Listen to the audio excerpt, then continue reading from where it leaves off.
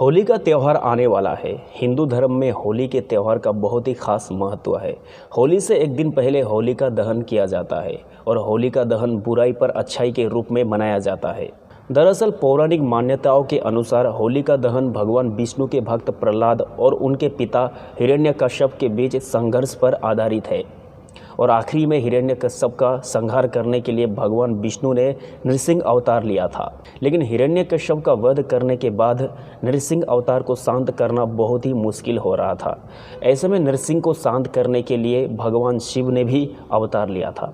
आइए जानते हैं कि आखिर भगवान शिव ने विष्णु जी के नृसिंह अवतार को कैसे शांत किया था। हालांकि ये कथा भागवत पुराण में नहीं है, लेकिन अन्य पुराण में आपको इसका वर्णन मिल जाएगा, जैसे कि शिव पुराण, स्कंद पुराण, लिंग पुराण या अन्य जितने भी पुराण हैं। हिरण्यकश्यप के अंत से सभी अत्यंत प्रसन्न थे। देवता हर्षित थे, मनुष्य आनंद से झूम रहे थे, पंचतत्व उत्सव मना रहे थे। तभी कुछ ऐसा हुआ कि सभी सन्न रह गए और उस गर्जना को सुनने लगे जिसने पूरे ब्रह्मांड को अंदर तक हिला दिया था। एक क्षण पहले उस ध्वनि ने सब लोगों को हर्षोल्लास से भर दिया था, किंतु अब वही आवाज उन्हें भयभीत कर रही थी। विष्णु जी ने एक संकट का तो अंत कर दिया था, किंतु साथ में एक नया संकट उत्पन्न हो गया जो पहले वाले से भी अधिक भयंकर था।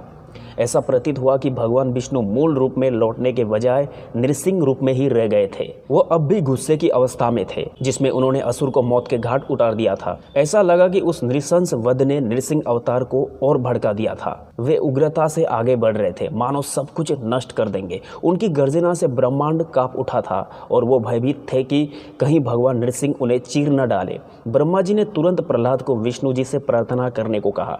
प्रहलाद ने हर संभव प्रयास किया, किंतु कोई लाभ नहीं हुआ। फिर ब्रह्मा जी ने भगवान शिव की ओर देखा। ब्रह्मा जी ने शिव जी से कहा कि श्री हरि ने आपके रुद्र तांडव रूप को शांत किया था, अब उन्हें नियंत्रित करने की आपकी बारी है।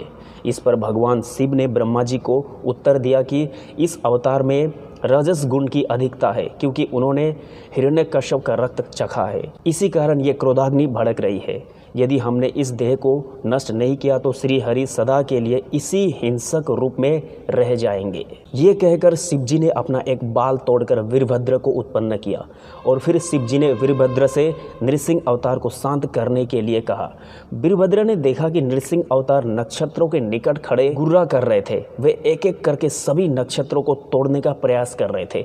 वीरभद्र ने नृसिंह अवतार के सामने हाथ जोड़कर उनसे शांत होने का आग्रह किया। उन्होंने नृसिंह अवतार से कहा कि शांत हो जाइए, प्रभु आप परम रक्षक है। जब वीरभद्र ने इस प्रकार स्तुति की, लेकिन कोई उसका असर नहीं हुआ।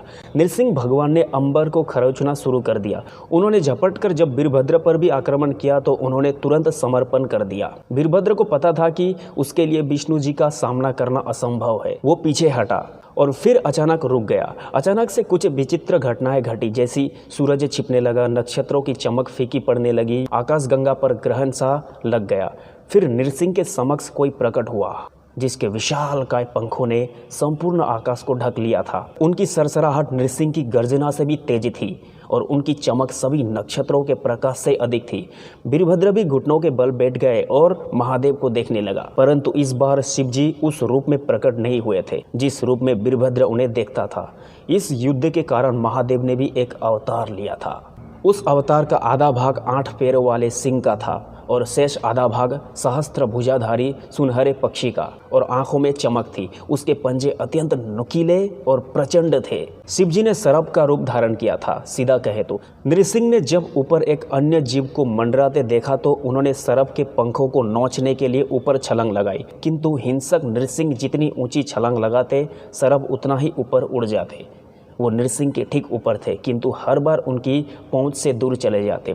फिर सर्प ने झपटा मारा और नृसिंह को पंजों में पकड़ लिया और ऊपर उड़ गए, हर लोक से ऊपर, हर आयाम और हर संभव क्षेत्र से पार। ब्रह्मांड के सर्वोच्च शिखर से भी ऊपर पहुंचकर सर्प ने नृसिंह को छोड़ दिया। ब्रह्मांड नृसिंह को पृथ्वी की ओर गिरता देख रहा था। वो विशाल उल्का की भांति तेजी से नीचे गिरते चले गए। नृसिंह अवतार जैसे ही धरती से टकराया, वो अवशेष की मुद्रा से बाहर आ गए।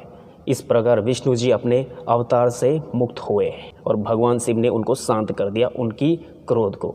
फिर भगवान विष्णु ने भगवान शिव की स्तुति की और जितना भगवान विष्णु का नुकसान हुआ था वो भगवान देवादिदेव महादेव ने फिर लौटा दिया। अगर इस कहानी में कुछ भूल हुई है तो माफ़ी।